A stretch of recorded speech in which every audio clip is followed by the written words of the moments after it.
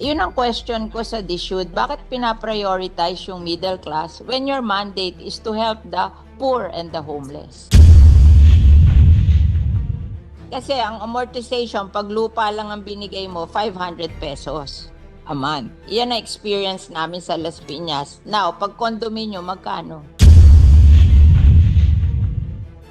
Ang proposal po sa ngayon dun sa amortization subsidy in partnership sa LGU ay 1,500 pesos a month. 1,500 pesos. So, ang ina-announce sa amin, 4,000 a month. I just want the should to reconsider their condominium concept for the poor. Kasi parang hindi kaya ng mga mahihirap sa amin. Paalisin sila doon sa lupa na tinitirhan nila, tatayuan ng condominium, hindi naman nila kaya yung condominium, where will they go? Kasi ang kino-question ko is yung model na condominium. Mahal ang condominium eh. So, it's not for the poor and the homeless. Tama. Hindi sila beneficiary. That is what will happen. Oh. Whereas if yung lupa dinivide sa kanila 500 a month lang. Oh, mas safe 'yon. Bakit tatayuan ng kondo? Mr. President, the target market is the poor and the homeless, 'di ba? Of the should. It's not the middle class. Can I get an answer from that? Kasi yung binasang mandate ni Senate Minority Pro Leader, it says that yung mandate nyo is for the homeless and the poor. Yes, Mr. President, good gentlewoman. And that is why sa existing budget ng NHA, meron nga din pong 1 billion pesos para sundin ang utos dun sa Mandamus at isa pang 1 billion pesos para sa housing for victim survivors of calamity. So, total of 2 billion sa NHA budget para pa lang sa dalawang programang yon. That's for the middle class. That's not for the poor. Ito pong government funds heavily subsidizing yung housing programs for the poor. Kaya in the magnitude of billions of pesos. Yun namang pong disenyong... Sabi mo, wala sa budget. Isusingit pa lang sa budget pero ang priority would be the condominium. Na sinasabi mo 3.2 million units by 2028. Yun ang question ko sa DSUD. Bakit pinaprioritize yung middle class when your mandate is to help the poor and the homeless? Yung pong binanggit ko, Mr. President, na mga ipopropose pa lamang ng DSUD, na public rental housing at saka yung dalawa pa. Bukod po doon, yung existing na pinagkakagastusan ng gaan ng NHA. So why are you prioritizing the 3.2 million condominium for the middle class when your mandate is to help the poor and the homeless? Dapat yun ang first priority. In fact, that is our problem in Las Piñas. That yung inyong condominium na pinopropose, it's not for the poor and the homeless. It's for the middle class. So why are we providing houses for the middle class? They can buy from others because they can afford it.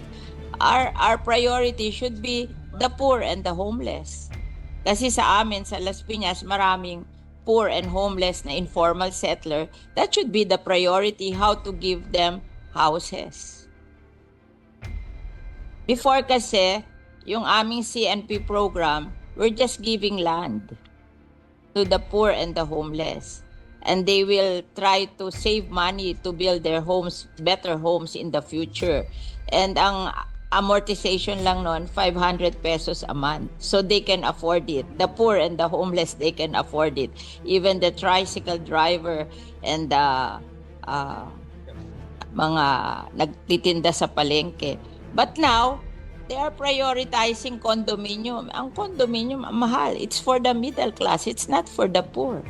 Tapos paaalisin nila doon sa lupa yung poor, lalagyan nila ng condominium. Saan nila dadalhin yung poor? That's our experience in Las Piñas. So I'm telling the secretary what is our experience in Las Piñas. Yes, Mr. President.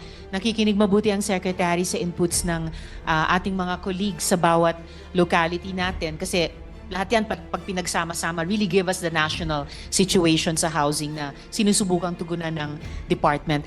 I think what the department is trying to do, Mr. President, good gentlewoman, ay sabay na trabahuin ito with government funds, prioritizing housing for the poor. Nakatira doon sa lupa na tatayuan nila ng condominium. Saan dadalhin yung mahihirap na cannot afford the condominium? Mr. President, kahit sa condominium, sinasabi nga po ng DSUD na pati ang condominium ay for the poor as long as may interest subsidy. So sinusubukan po ng department mag-innovate sa mga 4,000 a programa. month. Hindi daw po, Mr. President, but I'll get the updated figure on Yun that. ang pinopromote nila, 4,000 a month. Mr. President, what I'm hearing here is it is 2,600 a month, so not 4,000 pesos. Can afford 2,600 a month when they're earning only below 500 a day. Kasi ang kino-question ko is yung model na condominium. Mahal ang condominium eh. So, it's not for the poor and the homeless. So, Mr. President, sa ini-evolve na programang 4PH ng department, bukod pa po dun sa pinag-uusapan natin kaninang government subsidy, may nauna ng proposal na interest subsidy para dun po sa mga mahihirap na mag-elect tumira dun sa mga condominium na yon or mga medium rise na iyon. At meron din pong proposed na amortization subsidy in partnership sa LGUs. Kasi ang amortization, pag lupa lang ang binigay mo, 500 pesos a month. Iyan na experience namin sa Las Piñas. Now, pag condominium, magkano? Ang proposal po sa ngayon dun sa amortization subsidy in partnership sa LGU ay 1,500 pesos a month. 1,500 pesos. So, ang ina-announce sa amin, 4,000 a month. Okay. This is amortization subsidy. Amortization po na yan. Ito yung base pa lang. Base pa lang ito. Wala pa yung Per month yun, ano? subsidized na. Kasi pagka nag-check yung LGU. 1,000. I just want the should to reconsider their condominium concept for the poor. Kasi parang hindi kaya ng mga mahihirap sa amin. Paalisin sila doon sa lupa na tinitirhan nila, tatayuan ng condominium, hindi naman nila kaya yung condominium, where will they go? Tama. Hindi sila beneficiary. That is what will happen. Oh. Whereas if yung lupa dinivide sa kanila, 500 a month lang. Oh, mas safe yun. Bakit tatayuan ng condo? Mr. President, ang sinasabi po ng Secretary ay kahit dun sa mga lupa na sa ngayon tinitirhan ng mga informal settlers, kung dun din magtatayo ng mga halimbawa medium-rise condominium, sila rin mismo ang titira doon. So it's in Hindi nga nila obedience pa rin. ma-afford That's where this comes in, Mr. President, na eh. yun yung That's the problem. yun po. Why will you insist on building them condominiums when you can distribute the land to them 500 a month lang? Ang babayaran nila. Why will you insist on building condominium? Dahil kikita ka doon sa contractor ng condominium na may porsyento ka doon kaya pinag-i-insist mo yung condominium.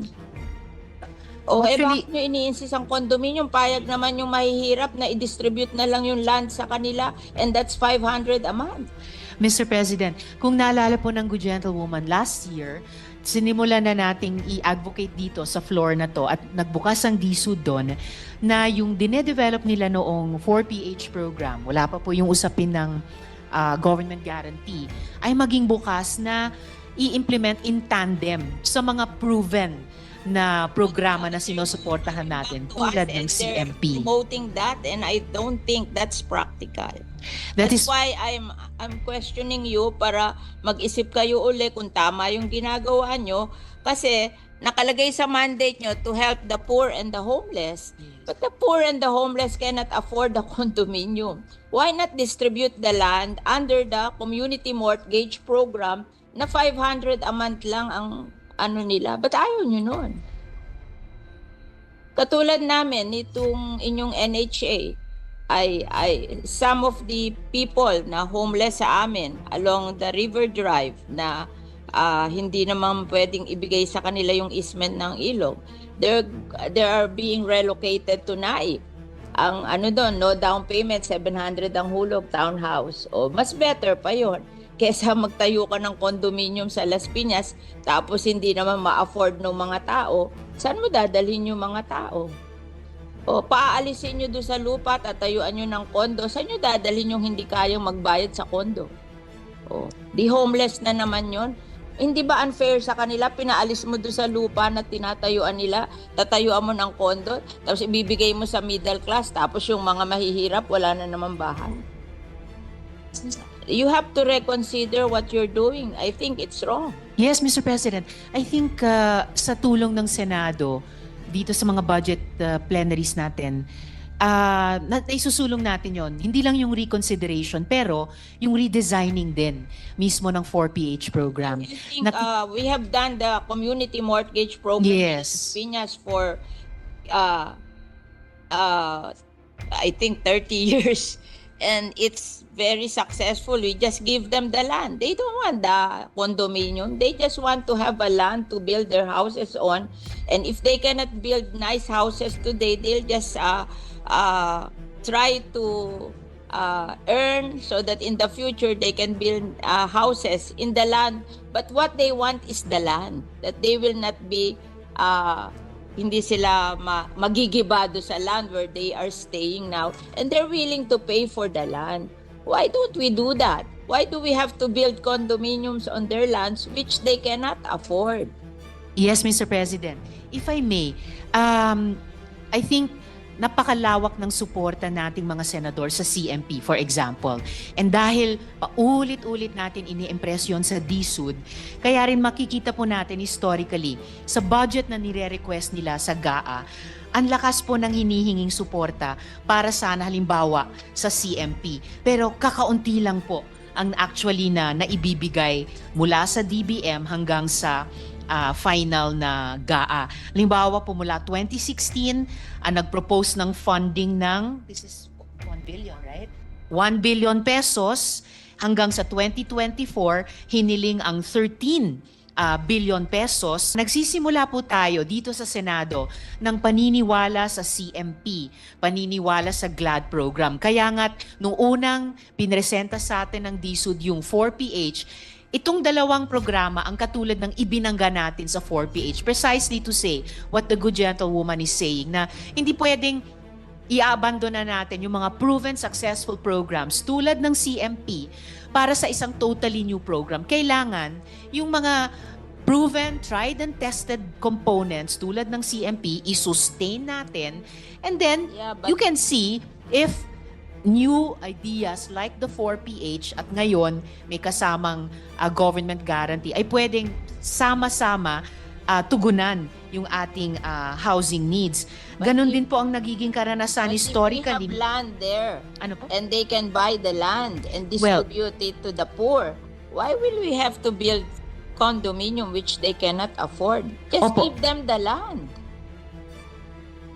So it is actually up to us also now, Mr. President, kahit dun sa particular na programang sinusuportahan natin ng CMP. Nag-propose po itong representasyon ng 500 million pesos para sa CMP, pati po sa unprogrammed funds natin sa 2025. Ang historically din po sa budget na hinihingi ng DSUD at key shelter agencies pero aktual na ibinibigay ng DBM, halimbawa sa SHAFC, historically humingi po tayo para sa kanila ng 14.8 billion pesos pero 121 million pesos lamang po ang naibigay. But we are not abandoning kahit alin sa mga Gagamitin mo sa condominium kung yung land lang na murang-mura hindi mo magawa. Anong model yun sa condominium? yes. You will say that it will be financed by the private sector. Yes, Madam Hindi Mr. naman gagamitin President. din ng government yan. Di parang government din ang gumasta dyan.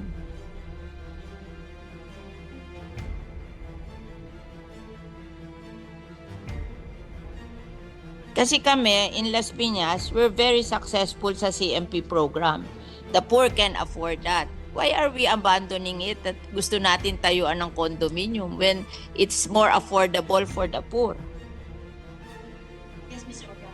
Mr. President, if I may make a few more points of record para lang makompleto din itong discussion namin ng good gentlewoman.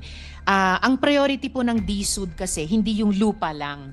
Gusto ng Secretary ay pag bumili ng lupa, magtatayo din po ng bahay in various forms. Yung forms na gusto natin sa CMP, sa GLAD program ng SHAFC, and ang tinetest natin ay kung pwedeng i-complement yan nitong 4PH na may government guarantee. Condominium kung kanila. Kaso kukunin nila yung lupa ng mga informal settler. Tatayuan nila ng condominium. Where will the informal settler go?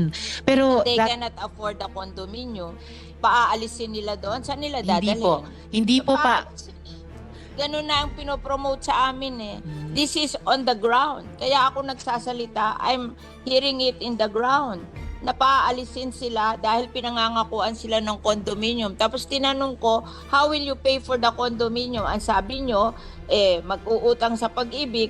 Pag hindi sila napasa sa Pag-ibig, hindi sila pwedeng bumili ng condominium. O where will they go? Mr.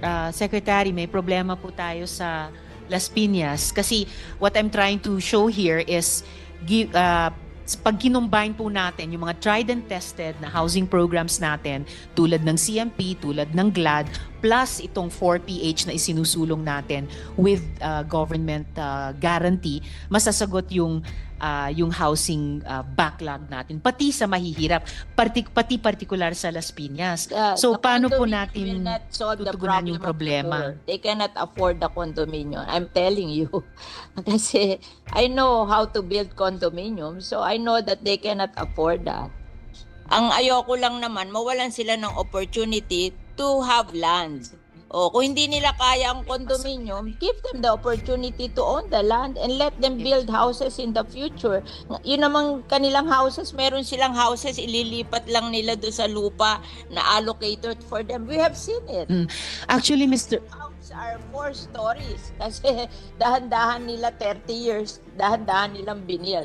Precisely, Mr. President. Yes, Mr. President. Yung sinasabi po ng gentlewoman, yun po yung pinupuntahan ko, na given yung best practice natin sa CMP, yung best practices ng ibang mga informal settler community sa GLAD, na pwedeng mag-combine yon dun sa components ng 4PH, na ito nga, gaya ng sinabi nyo, over time, naging 4-story. So, yun po ay consistent dun sa mid-rise na condominium na sinasabi na I hear the good gentlewoman, Mr. 500 President. pesos for the land. That they can afford. O later on, magsisave sila. Pag lumaki ang anak nila, nakakasave sila, then slowly they build their homes there on the land. But ang sinasabi ko, don't deprive them of the land because you want to build condominium. Yes, Mr. President. For the condominium. Opo, gaya ng nabanggit ko po kanina sa Good Gentlewoman, ang konsepto po ng department sa 4PH and with government guarantee ay yung mismong informal settlers na nandun sa isang lupa. Sila ko qualify eh. Kasi wala silang income na gano'n that can afford to pay for the amortization of the condominium. Let's be practical. They cannot afford that. Mga ano lang yan tricycle driver. Mga nagtitinda sa palengke. Hindi naman everyday continuous ang income nila. Wala naman magsa-certify sa income nila, napapasa sa Pag-ibig. Alam kung mag-process sa Pag-ibig, there should be a certification of your income. Who will certify for the tricycle driver and the nagtitinda sa palengke? Mr. President. Kami rin, nagpo-process kami sa Pag-ibig. Kami nga, nagda-down pa sa amin ng ang laki-laki, bumabagsak pa rin sa Pag-ibig. Nire-refund namin yung down payment kasi they cannot qualify. Mr. President, kahit sa 4PH na may government guarantee, may nakikitang importanteng papel ang Pag-ibig. But to get back to the important concern ng good gentlewoman, meron na po tayong proof of concept with informal settlers sa Bacolod. Tama po? Sa Bacolod. So, I hear what the good gentlewoman is saying, yung problema sa Las Piñas. When there are no homeless or poor people there, here in Las Piñas, they will remove the homeless and the poor people to build the condominium. Where will the poor and the homeless go? Yung mandate nyo is for the homeless and the poor. Yes, Mr. President, good gentlewoman. And that is why sa existing budget ng NHA, meron nga din pong 1 billion pesos para sundin ang utos dun sa Mandamus at isa pang 1 billion pesos para sa housing for victim survivors of calamity. So, total of 2 billion sa NHA budget para pa lang sa dalawang programang yon. Condominium. Eh, that's for the middle class. That's not for the poor. Ito pong government funds heavily subsidizing yung housing programs for the poor. Kaya in the magnitude of billions of pesos. Yun namang pong disenyong Wala sa budget. Isusingit pa lang sa budget pero ang priority would be the condominium. Na sinasabi mo 3.2 million units by 2028. Yun ang question ko sa DSUD. Bakit pinaprioritize yung middle class when your mandate is to help the poor and the homeless? yung pong binanggit ko, Mr. President, na mga ipopropose pa lamang ng DSUD, na public rental housing at saka yung dalawa pa.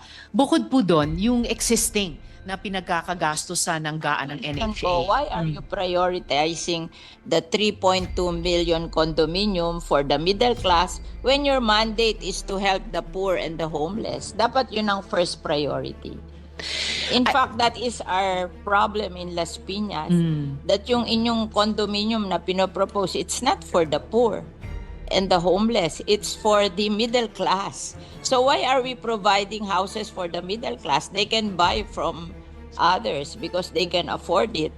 Our priority should be the poor and the homeless. Kasi sa amin, sa Las Piñas, maraming poor and homeless na informal settler. That should be the priority, how to give them houses. Before kasi, yung aming CNP program, we're just giving land to the poor and the homeless. And they will try to save money to build their homes, better homes in the future. And ang amortization lang noon, 500 pesos a month. So they can afford it. The poor and the homeless, they can afford it. Even the tricycle driver and the mga nagtitinda sa palengke. But now, they are prioritizing condominium. Ang condominium, mahal. It's for the middle class. It's not for the poor. Tapos paaalisin nila doon sa lupa yung poor, lalagyan nila ng condominium. Saan nila dadalhin yung poor? That's Mr. our Pres- experience in Las Piñas. So I'm telling the secretary what is our experience in Las Piñas. Yes, Mr. President. Nakikinig mabuti ang Secretary sa inputs ng ating mga colleagues sa bawat locality natin kasi lahat yan pag pinagsama-sama really give us the national situation sa housing na sinusubukang tugunan ng department. I think what the department is trying to do, Mr. President, good gentlewoman, ay sabay na trabahuin ito with government funds, prioritizing housing for the poor. Nakatira doon sa lupa, natatayuan nila ng condominium. Saan dadalhin yung mahihirap na cannot afford the condominium? Mr. President, kahit sa condominium, sinasabi nga po ng DSUD na pati ang condominium ay for the poor as long as may interest subsidy. So sinusubukan po ng department mag-innovate sa mga 4,000 programa. a month. Hindi daw po, Mr. President, but I'll get the updated figure on Yun that. ang pinopromote nila, 4,000 a month. Mr. President, what I'm hearing here is it is 2,600 a month. So not 4,000 pesos. Can afford 2,600 a month when they're earning only below 500 a day. Kasi ang kino-question ko is yung model na condominium. Mahal ang condominium eh. So, it's not for the poor and the homeless. So, Mr. President, sa ini-evolve na programang 4PH ng department, bukod pa po dun sa pinag-uusapan natin kaninang government subsidy, may nauna ng proposal na interest subsidy para dun po sa mga mahihirap na mag-elect tumira dun sa mga condominium na yon or mga medium rise na iyon. At meron din pong proposed na amortization subsidy in partnership Amortization. sa LGUs. Kasi ang amortization, pag lupa lang ang binigay mo, 500 pesos a month. Yan ang experience namin sa Las Piñas. Now, pag condominium, magkano? Ang proposal po sa ngayon dun sa amortization subsidy in partnership sa LGU ay 1,500 pesos a month. 1,500 pesos. So, ang ina-announce sa amin, 4,000 a month. Okay. This is amortization subsidy. Amortization mo na yan. Ito yung base pa lang. Base pa lang ito. Wala pa yung Per month yun, ano? subsidized na Kasi pagka nag-check yung LGU. 1,000. I just want the should to reconsider their condominium concept for the poor. Kasi parang hindi kaya ng mga mahihirap sa amin. Paalisin sila doon sa lupa na tinitirhan nila, tatayuan ng condominium, hindi naman nila kaya yung condominium, where will they go? Tama. Hindi sila beneficiary. That is what will happen. Oh. Whereas if yung lupa dinivide sa kanila 500 a month lang. Oh, mas safe 'yon. Bakit tatayuan ng kondo? Mr. President, ang sinasabi po ng Secretary ay kahit dun sa mga lupa na sa ngayon tinitirhan ng mga informal settlers, kung dun din magtatayo ng mga halimbawa medium-rise condominium, sila rin mismo ang titira doon. So it's in Hindi nga nila obedience pa rin. ma-afford eh. That's where this comes in, Mr. President, na yun That's yung the problem. yun po. Why will you insist on building them condominiums when you can distribute the land to them 500 a month lang? Ang babayaran nila. Why will you insist on building condominium? Dahil kikita ka doon sa contractor ng condominium na may porsyento ka doon, kaya pinag-i-insist mo yung condominium. O Actually, bakit nyo ini-insist ang condominium? Payag naman yung mahihirap na i-distribute na lang yung land sa kanila, and that's 500 a month.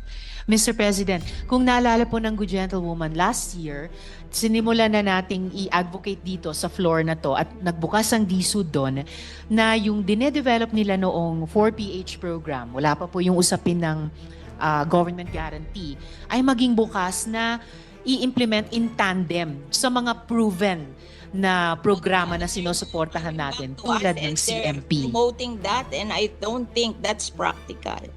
That That's is why I'm questioning you para mag-isip kayo uli kung tama yung ginagawa nyo, kasi nakalagay sa mandate nyo to help the poor and the homeless. But the poor and the homeless cannot afford the condominium. Why not distribute the land under the community mortgage program na 500 a month lang ang ano nila? Ba't ayaw nyo nun? Katulad namin, itong inyong NHA, ay some of the people na homeless sa amin along the River Drive na hindi naman pwedeng ibigay sa kanila yung easement ng ilog, they are being relocated to Naik. Ang ano doon, no down payment, 700 ang hulog, townhouse. O mas better pa yon kesa magtayo ka ng condominium sa Las Piñas tapos hindi naman ma-afford ng mga tao. Saan mo dadalhin yung mga tao? O paaalisin nyo doon sa lupa, tatayuan nyo ng kondo, saan nyo dadalhin yung hindi kayang magbayad sa kondo? O, di homeless na naman yon. Hindi ba unfair sa kanila? Pinaalis mo doon sa lupa na tinatayuan nila, tatayuan mo ng kondo, tapos ibibigay mo sa middle class, tapos yung mga mahihirap, wala na naman bahay. You have to reconsider what you're doing. I think it's wrong. Yes, Mr. President. I think sa tulong ng Senado dito sa mga budget plenaries natin, isusulong natin yon. Hindi lang yung reconsideration, pero yung redesigning din mismo ng 4PH program. I think we have done the community mortgage program Yes. in Piñas for I think 30 years, and it's very successful. We just give them the land. They don't want the condominium. They just want to have a land to build their houses on. And if they cannot build nice houses today, they'll just try to earn so that in the future they can build houses in the land. But what they want is the land, that they will not be hindi sila magigibado sa land where they are staying now, and they're willing to pay for the land. Why don't we do that? Why do we have to build condominiums on their lands which they cannot afford? Yes, Mr. President. If I may, I think napakalawak ng suporta nating mga senador sa CMP, for example. And dahil paulit-ulit natin ini-impress yun sa DSUD, kaya rin makikita po natin historically sa budget na nire-request nila sa GAA, ang lakas po ng hinihinging suporta para sana halimbawa sa CMP. Pero kakaunti lang po ang actually na naibibigay mula sa DBM hanggang sa final na GAA. Halimbawa po mula 2016, nag-propose ng funding ng, this is 1 billion, right? 1 billion pesos hanggang sa 2024, hiniling ang 13 billion pesos. Nagsisimula po tayo dito sa Senado ng paniniwala sa CMP, paniniwala sa GLAD program. Kaya nga't nung unang pinresenta sa atin ng DSUD yung 4PH, itong dalawang programa ang katulad ng ibinangga natin sa 4PH precisely to say what the good gentlewoman is saying, na hindi pwedeng i-abandona natin yung mga proven successful programs tulad ng CMP para sa isang totally new program. Kailangan yung mga proven, tried and tested components tulad ng CMP i-sustain natin, and then you can see if new ideas like the 4PH at ngayon may kasamang government guarantee ay pwedeng sama-sama tugunan yung ating housing needs. Ganon din po ang nagiging karanasan historically. But if we have land there, Ano po? and they can buy the land and distribute it to the poor, why will we have to build condominium which they cannot afford? Just Opo. give them the land. So it is actually up to us also now, Mr. President, kahit dun sa particular na programang sinusuportahan natin ng CMP. Nag-propose po itong representasyon ng 500 million pesos para sa CMP, pati po sa unprogrammed funds natin sa 2025. Ang historically din po sa budget na hinihingi ng DSUD at key shelter agencies pero aktual na ibinibigay ng DBM, halimbawa sa SHAFC, historically humingi po tayo para sa kanila ng 14.8 billion pesos pero 121 million pesos lamang po ang naibigay. But we are not abandoning kahit alin sa mga Gagamitin mo sa condominium kung yung land lang na murang-mura hindi mo magawa. Anong model yun sa condominium? yes. You will say that it will be financed by the private sector. Yes, Madam Mr. Mr. President. Din ng government yan. Di parang government din ang gumasta dyan.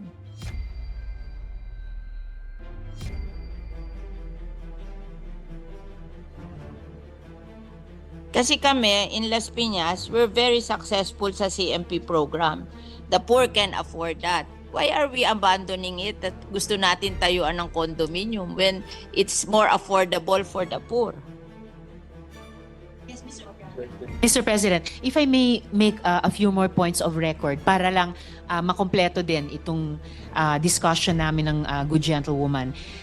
Ang priority po ng DSUD kasi hindi yung lupa lang. Gusto ng Secretary ay pag bumili ng lupa, magtatayo din po ng bahay in various forms. Yung forms na gusto natin sa CMP, sa GLAD program ng SHAFC, and ang tinetest natin ay kung pwedeng i-complement yan nitong 4PH na may government guarantee. Condominium kung kanila. Kaso kukunin nila yung lupa ng mga informal settler. Tatayuan nila ng condominium. Where will the informal settler go? Pero They cannot afford the condominium. Paaalisin nila doon. Saan nila dadalhin? Hindi po pa. Ganun na ang pinopromote sa amin eh. This is on the ground. Kaya ako nagsasalita, I'm hearing it in the ground. Napaalisin sila dahil pinangangakuan sila ng condominium. Tapos tinanong ko, how will you pay for the condominium? Ang sabi nyo, mag-uutang sa Pag-ibig. Pag hindi sila napasa sa Pag-ibig, hindi sila pwedeng bumili ng condominium. O where will they go? Mr. Secretary, may problema po tayo sa Las Piñas kasi what I'm trying to show here is pag kinumbine po natin yung mga tried and tested na housing programs natin tulad ng CMP, tulad ng GLAD, plus itong 4PH na isinusulong natin with government guarantee, masasagot yung housing backlog natin, pati sa mahihirap, pati particular sa Las Piñas. So The paano po condominium will natin not solve the tutugunan yung problem of the problema? poor. They cannot afford the condominium. I'm telling you. Kasi I know how to build condominium, so I know that they cannot afford that. Ang ayoko lang naman, mawalan sila ng opportunity to have land. O kung hindi nila kaya ang condominium, give them the opportunity to own the land and let them build houses in the future. Yun namang kanilang houses, meron silang houses, ililipat lang nila doon sa lupa na allocated for them. We have seen it. Actually, Mr. House are 4 stories kasi dahan-dahan nila 30 years, dahan-dahan nilang binild. Precisely, Pero- Mr. President. Yes, Mr. President. Yung sinasabi po ng gentlewoman, yun po yung pinupuntahan ko, na given yung best practice natin sa CMP, yung best practices ng ibang mga informal settler community sa GLAD, na pwedeng mag-combine yon dun sa components ng 4PH, na ito nga, gaya ng sinabi nyo, over time, naging 4-story. So, yun po ay consistent dun sa mid-rise na condominium na sinasabi na, But, I hear the good gentlewoman, Mr. 500 President. pesos for the land. That they can afford. O later on, magsisave sila. Pag lumaki ang anak nila, nakakasave sila, then slowly they build their homes there on the land. But ang sinasabi ko, don't deprive them of the land because you want to build condominium. Yes, Mr. President. For the condominium. Opo, gaya ng nabanggit ko po kanina sa Good Gentlewoman, ang konsepto po ng department sa 4PH and with government guarantee ay yung mismong informal settlers na nandun sa isang lupa. Sila ko qualify eh. Kasi wala silang income na gano'n that can afford to pay for the amortization of the condominium. Let's be practical. They cannot afford that. Mga ano lang yan eh, tricycle driver. Mga nagtitinda sa palengke. Eh, hindi naman everyday continuous ang income nila. Wala naman magsa-certify sa income nila, napapasa sa pag-ibig. Alam mo, kung mag-process sa pag-ibig, there should be a certification of your income. Who will certify for the tricycle driver and the nagtitinda sa palengke? Mr. President, Kami rin, nagpo-process kami sa pag-ibig. Kami nga, nagda-down pa sa amin ng ang laki-laki, bumabagsak pa rin sa pag-ibig. Nire-refund namin yung down payment kasi they cannot qualify. Mr. President, kahit sa 4PH na may government guarantee, may nakikitang importanteng papel ang pag-ibig. But to get back to the important concern ng Good Gentlewoman, meron na po tayong proof of concept with informal settlers sa Bacolod. Tama po? Sa Bacolod.